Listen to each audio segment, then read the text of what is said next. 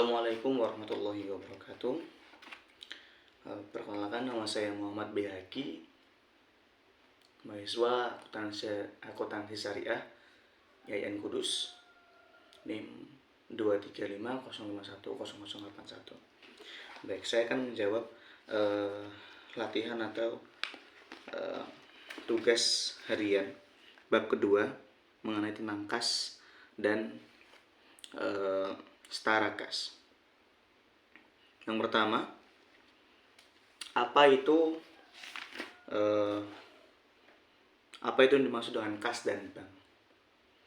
Kas itu merupakan uang atau aset yang paling liquid, yang mudah untuk menjadi alat pembayaran.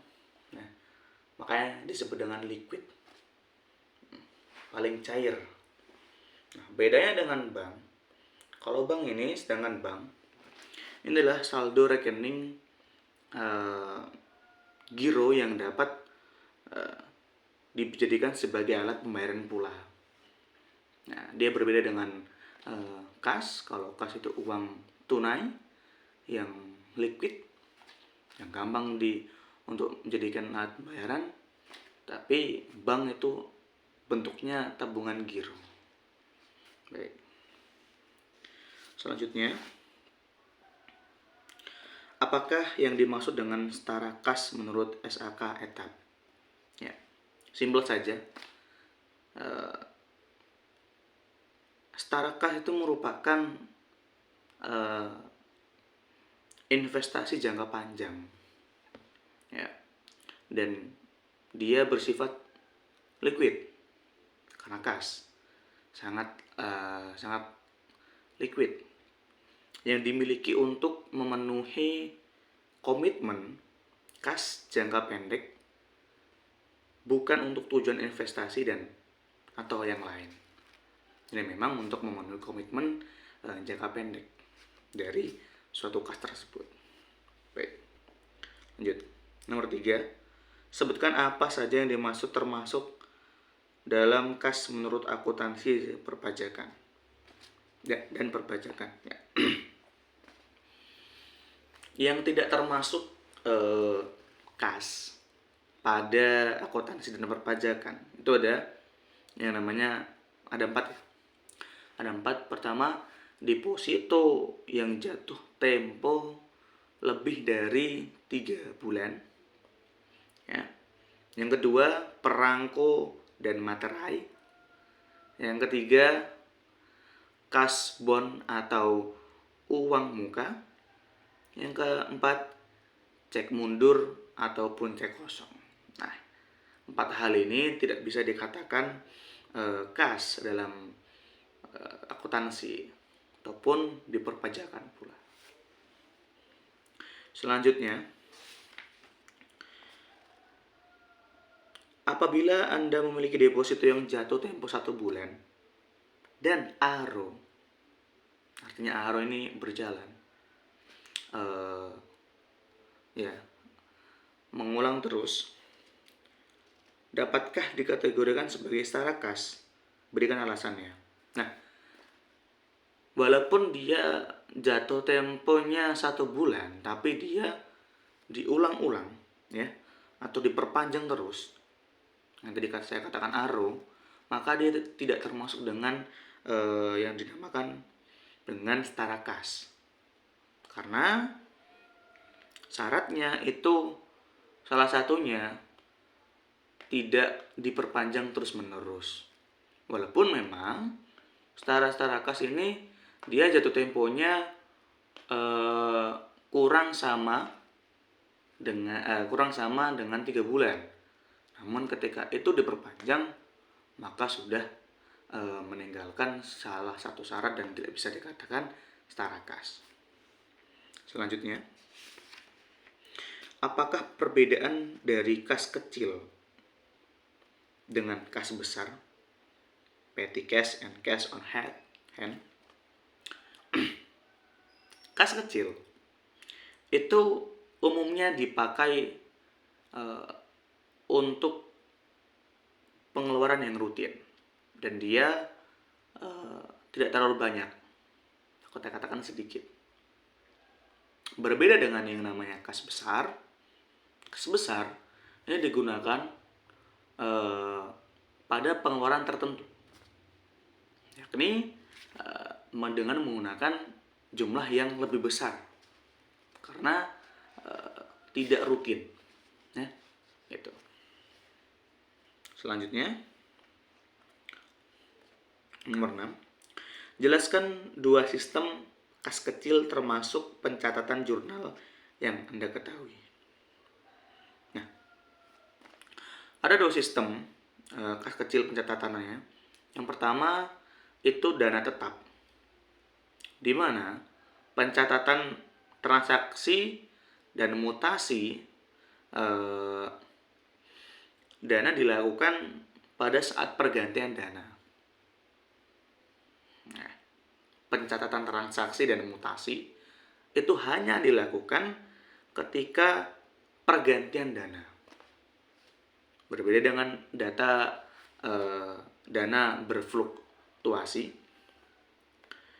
Ini pencatatan transaksi dan mutasi dana yang dilakukan setiap saat terjadinya pengeluaran dana kecil.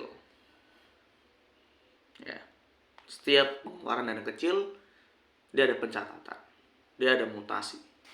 Gitu. Selanjutnya nomor 7, jelaskan perpajakan pengenaan pajak atas penghasilan bunga, ya. Pengenaan pajak pada PP 131 tahun 2000 JO KMK 51 garis miring KMK 04 garis miring 2001. Ya.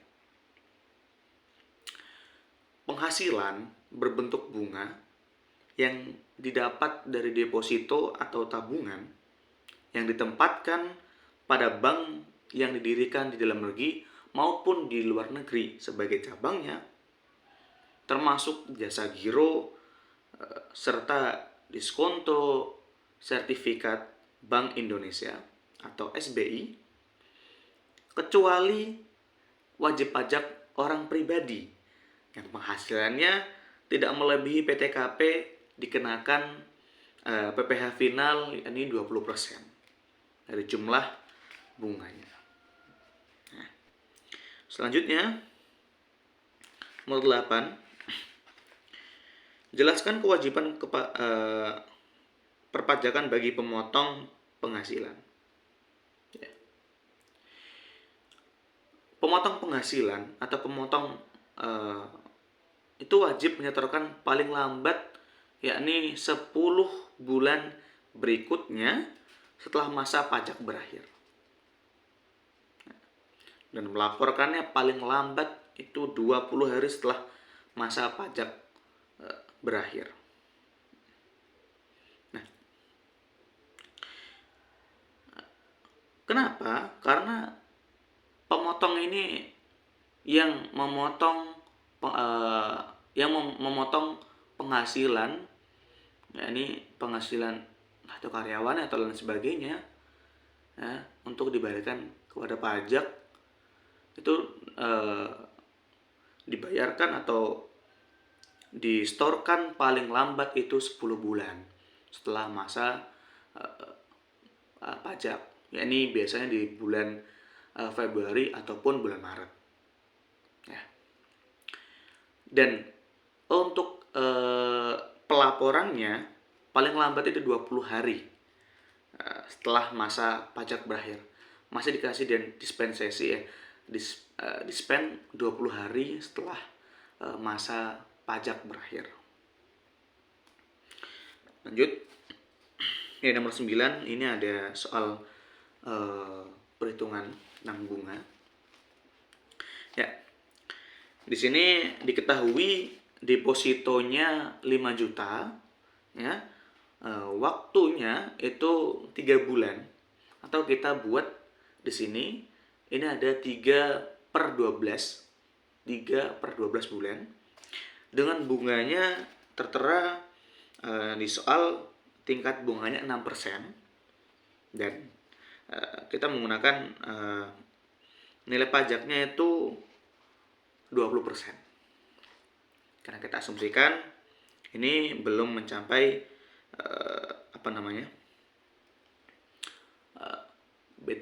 BTKP. Selanjutnya, kita akan menghitung bunga depositonya dengan jumlah deposito. Tabungannya 5 juta, depositonya 5 juta, ya, dikalikan dengan 3 bulan, dan dikalikan pula dengan 6% tersebut atau nilai bunga tersebut. Nah, jadi alhasil itu mendapatkan 75.000. Ya. Nah, sedangkan pajak bunga depositonya itu rumusnya dari bunga deposito kita kalikan dengan nilai pajak, tarif pajak 20% tadi, mendapatkan hasil 15.000. Jadi ketika kita jurnal, ya, kita menggunakan penjurnalan bruto, itu bank, debit, dan PPh pasal 4 ayat 2 itu pun di debit. Bank 60.000, PPh pasal 4 ayat 2 itu 15.000, dan yang dikredit itu pendapatan bunga. Dan ini totalnya 75.000. Nah, jadi itu untuk jawaban nomor 9. Gitu ya. Selanjutnya soal nomor 10. Ini PT Apollo memiliki dana kas kecil, ya, untuk membiayai kebutuhan sehari-harinya. Perusahaan mengeluarkan uang tunai sebesar 3.500.000 untuk membuat kas kecil pada tanggal 1 Juli. Ya, kita langsung lanjut aja di jurnal yang ada di slide ini. Ya, kita lihat, karena soalnya diminta untuk membuat jurnal yang diperlukan mencatat transaksi. Ya, kita lihat.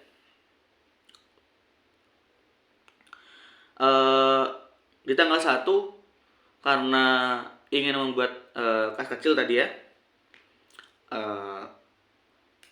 PT Apollo ini yang di keterangannya, yang di debit tanggal 1 itu kas kecil, yang di kredit kasnya 3.500.000, ya. Untuk tanggal 3 membeli tinta, ini perlengkapan ini kita tidak tulis, non aja cara penjurnalannya. Nomor 6 membayar, nomor 9, nomor 11, nomor 13, nomor 16 ini pun sama, kita tidak isi penjurnalannya.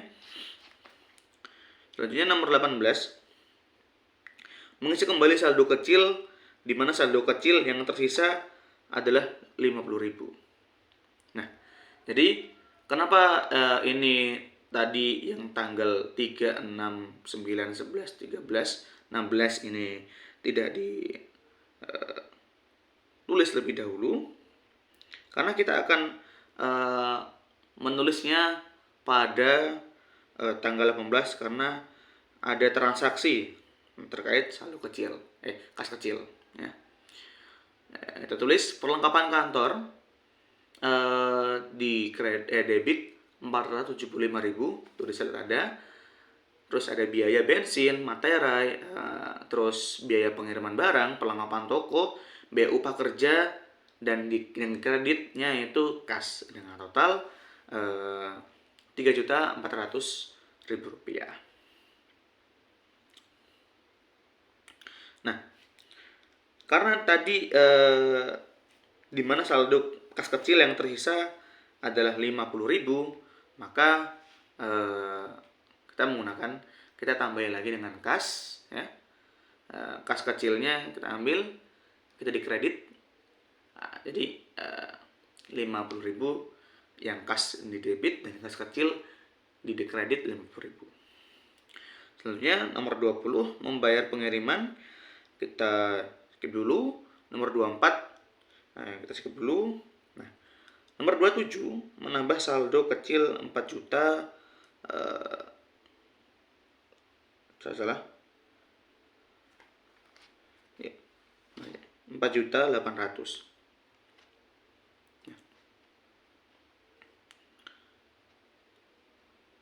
Ini kita tulis di kas kecil ya. Itu 1.300.000 dan kas 1.300.000 itu udah kredit. Tuh. Selanjutnya tanggal 29 kita kosongkan aja. Tanggal 31 biaya pengiriman barang karena mengisi saldo kecil lagi ya. Kita tulis biaya pengiriman barang 1.500.000. Terus biaya bensin 400.000, biaya upah kerja 2.100.000, sedangkan kas yang di kredit itu sebesar 4 juta.